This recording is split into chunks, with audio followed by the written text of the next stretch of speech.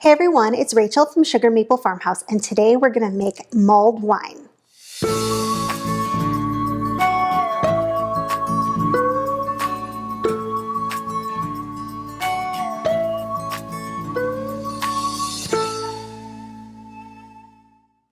So if you've never had mulled wine before, it's essentially a spiced, warm wine. I actually had it for the first time about 13 years ago. Kevin and I have a tradition of going to Kris Kringle Market in Chicago every single year after Thanksgiving. We're obviously not going this year, but we've been doing it ever since we've been dating. And it was the first time I ever had mulled wine. It was warm, it was spicy, it was a little bit surprising at first. I didn't know what to expect, but it's been a tradition every year for us to go and get mulled wine at Kris Kringle Market in Chicago. They serve it in a little boot. It's super cute and it's a collector's item, so we have a bunch of little boots floating around that we've had our mulled wine in over the years. Today, I'm gonna make it for you. It is so simple. We're just gonna go ahead and add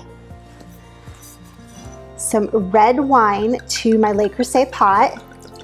And Le Creuset is one of my favorite pots to use. They did give me this for free, just so you guys know. But we make everything in these pots. Everything from bread to pasta noodles to stews to soups. We just use them for everything and I love them. It's a cast iron glazed pot, so it's so versatile and it will last you for like a decade. I'm gonna make you a double batch today. So here goes our second bottle of wine.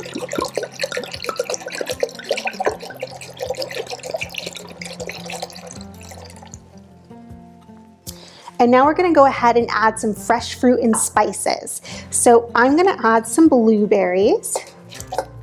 I'm gonna try not to splash them everywhere. Then I'm gonna add some cranberries. I'm gonna add a few blackberries.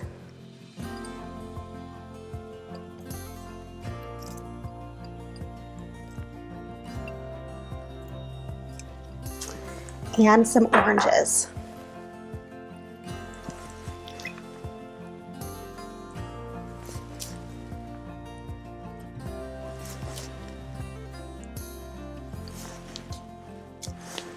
Okay, so now we're gonna go ahead and add our spices, and spices are really what makes mulled wine. You're gonna add whole spices. It's really important to use whole spices because you don't want your mulled wine to kind of be like have a little texture that's kind of piecey and grainy.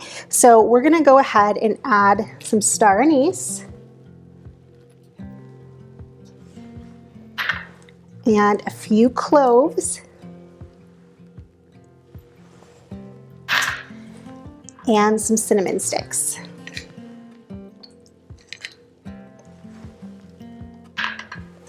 Then I'm also going to add some sweeteners to this mix. So I'm going to add some maple syrup.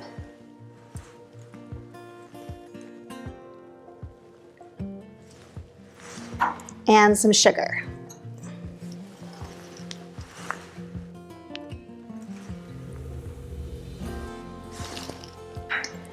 And last but not least, we're going to add some brandy to give it a little kick. I'm going to mix all of that together just a bit, and then I'm going to turn my heat on low.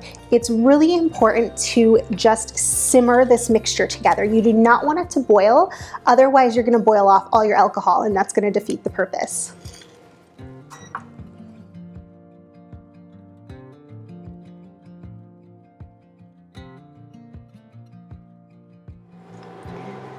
Once everything is in the pot and you've mixed it a little bit, you're gonna go ahead and leave it for about half an hour to an hour.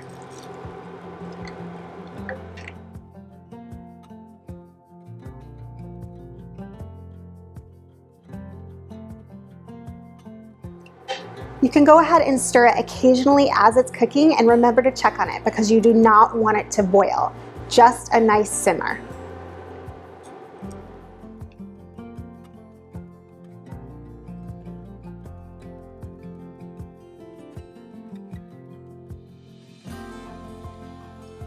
Okay guys, so that's it. It's all done. It's been about 45 minutes. This looks amazing, it smells amazing, and I know it's gonna be delicious.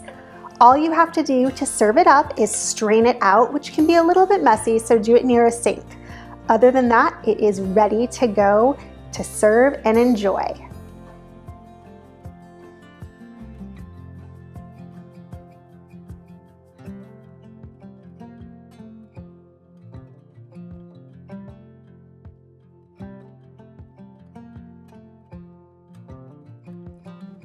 Thank you guys so much for following along today. If you like this recipe, you can find the full printable version of the recipe at sugarmaplefarmhouse.com.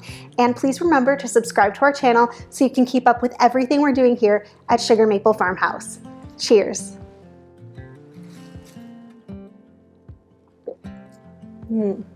Amazing.